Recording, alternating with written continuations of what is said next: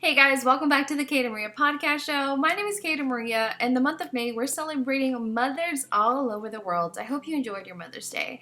I had a really good Mother's Day with my babies. My babies are now 12 and 8, but I will forever call them my babies. I have gathered some women to speak to you for the month of May. They all have different backgrounds, different perspectives of what motherhood has been like for them. And today, I want to share my perspective with motherhood and what it's been like. And I want to talk about single parenting and what that has been like the past 4 years for me. I want to share my top 3 tips with you. I'm hoping that this will help you, and let's go. Guys, I have been single parenting for 4 years now, and it has had its ups and downs. It has been awesome, and then there's days where I'm crying myself to sleep. There has been in-between days, there has been climatic days, and it's been such a journey. It's been such a journey. In the beginning, I really had to learn what motherhood was. And being a mom comes with instinct, right? If you're not a mom quite yet, we all hear this. We hear, it's just such a motherly instinct. As soon as you have a child, you just know. Very, very true. I had my first son at 17, and I learned so much. I had my second son at 22. And now I have these 2 amazing, beautiful boys. Motherhood is a title that I have attached myself to for so long because I was a mom at such a young age. And it was really hard to disattach myself from being just a mom. So one of the tips that I want to share with you today is number 1, do not lose your identity. I know, right? I actually had this tip as my last tip for you, but I'm like, this is so dang important. I want it to be first. I lost myself and my identity in the beginning of motherhood. And honestly, right until about maybe 2 years ago, I started learning that it was okay to be a little selfish for myself in order to be stronger for my family. And what does that mean?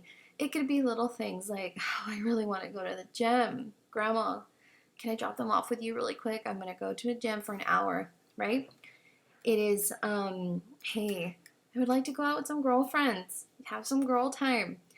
Can I drop them off, sister, with you for a little bit? And, oh gosh, it hurt in the beginning. It felt like I was the most horrible person. I'm going to talk to you about this quick story. I was on a date. We went to a show. We were inside, and I dropped them off with my mom. At this point, I had never dropped them off. Never. So it was a journey for us. My son kept FaceTiming me and was FaceTiming and FaceTiming and FaceTiming and calling. What time will you be home? And, we had just grown to be so codependent, which is natural because I have the children about 85% of the time. They're just so used to mommy belonging to them. And I remember just giving in, and I walked outside and I FaceTimed, and I'm like, hi, honey. I'm here. And he's like, well, what are you doing? And I had to be honest with him. And I said, hey, I'm on a date. I think at that point, Jaden was 6. And I had to mention to him what a date was because he quite didn't understand. He's like, well, why can't I be with you? I mentioned I was in a grown-up place, and because it was like a club setting, and it was hard. And I did end up cutting the date short, and I went and I picked them up. Not losing your own identity also means if I were to ask you, hey, Isabel, how are you? What do you do? I want to know a little bit more about you.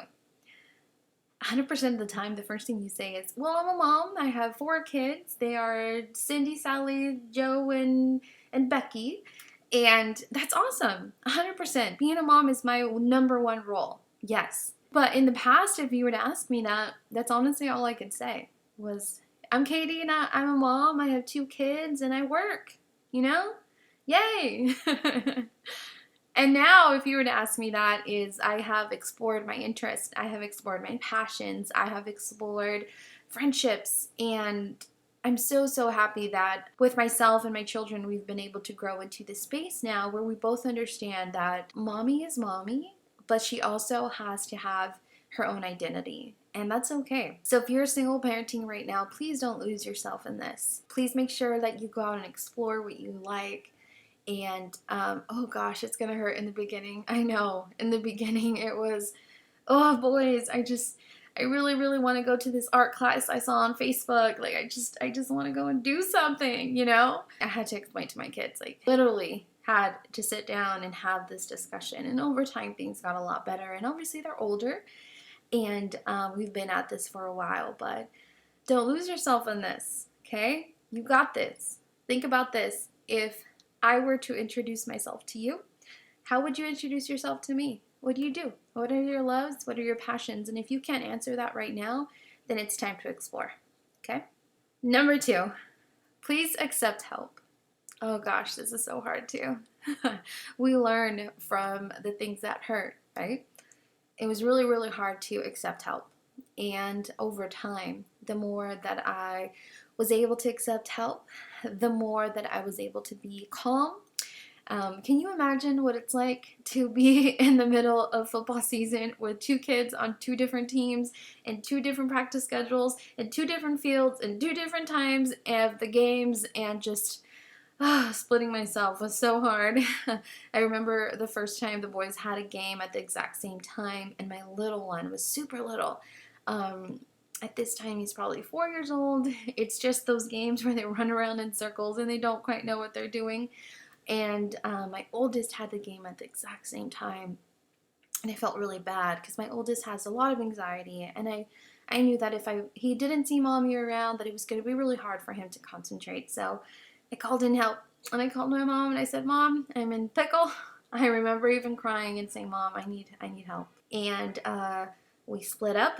We would take turns with one field, and I would go to the other. And it was okay. And guess what? The world didn't turn upside down and crash and burn. I was fine. It has been hard to accept help. I've always been a person to be a natural go-getter on my own, and it felt like accepting help was a sign of weakness. It felt as if I accepted help, it was a sign of weakness. It was a sign that Katie does not have her shit together. Look at her failing. Look at her failing as a single parent. But once I was able to accept help, I realized it wasn't as so. People are so willing to help out, and there's a lot of people that are really understanding, whether it's been moms that have already been through it, whether it's your family that cares about you and understands that you're not yourself anymore. And accepting help is not a sign of weakness. And I'm going to say that one more time.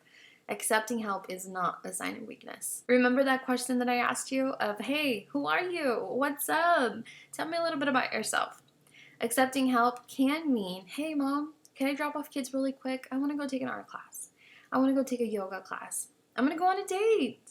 I'm going to try out this new Bumble app, you know, that the cool kids are talking about. I am going to go to Target and get lost in the aisles for an hour, okay? Guys, this is the reality of quarantine. I think there's a celebration parade happening outside of my house because I hear tons and tons of honking. But I continue. Accepting help does not have to mean that you are just going to drop off kiddos and go do something for yourself. Although that could be a lot of fun. Accepting help can come in a lot of different shapes or forms. Write down a list of things that are causing you some sort of anxiety or guilt, or just things that you'd like to do. Maybe it's hiring someone to come help you around the house. It could be having someone help you out with pickups, drop-offs, daycare, just so many different shapes or forms. Please accept help. All right, last tip for you. What you're doing is enough.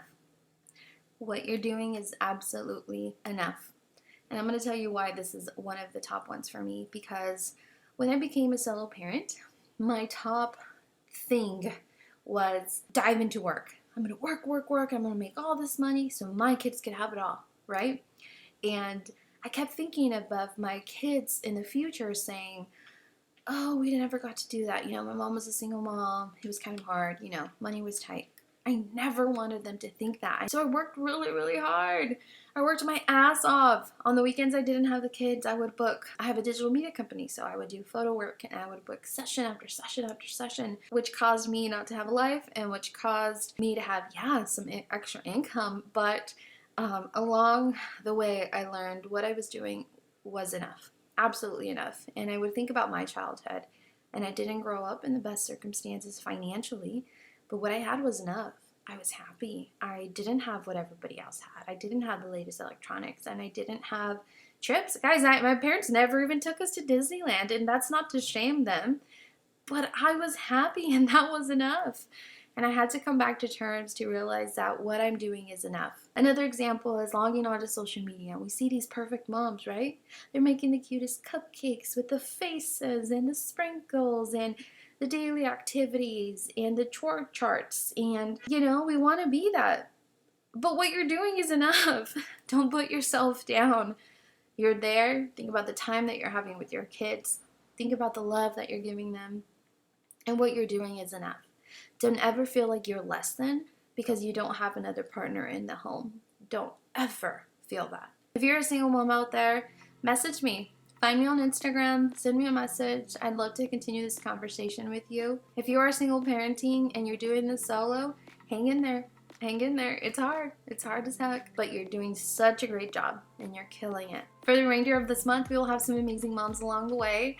I hope you guys continue to tune in. Hug your littles, hug them tight. You're so worth it and you're doing enough. We'll talk soon.